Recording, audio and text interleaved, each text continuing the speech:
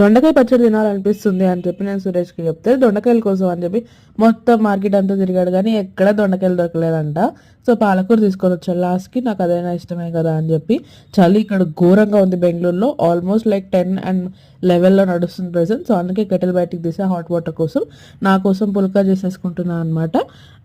ఇది మధ్యాహ్నంకి కూడా ఇదే తీసుకొని వెళ్ళాను యాక్చువల్లీ, బికాజ్ నాకు అంత టైం లేకుండే నేను వేరే వేరే చేసుకునే అంత. సో పుల్కా కాబట్టి ఈ 2 పుల్కాలు మధ్యాహ్నానికి, మార్నింగ్ ఏమో ఒక సింగిల్ పుల్కా తిన్నాను. ఇది కీరా క్యారెట్ అవన్నీ తినేసాను విత్ పుల్కా పాలక్ కర్రీ. చాలా టేస్టీగా ఉండే యాక్చువల్లీ.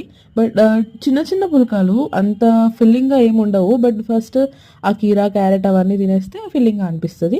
మధ్య ఈవినింగ్ స్నాక్స్కి మా ఫ్రెండ్ బేల్పూరి తెచ్చుకున్నాను అనమాట. అయితే నువ్వు ఎలా అయినా తినచ్చు కదా బేల్పూరి డైట్లో ఉన్నప్పుడు కూడా అని చెప్పి నాకు ఇచ్చారు. సో కొంచెం తిన్నా. నైట్ ఇంకా అందుకే స్క్రాంబుల్డ్ ఎగ్స్ చేసుకొని క్యారెట్స్ వేసుకొని పైనాపిల్తో ఫినిష్ చేసేసాను ఆ డిన్నర్.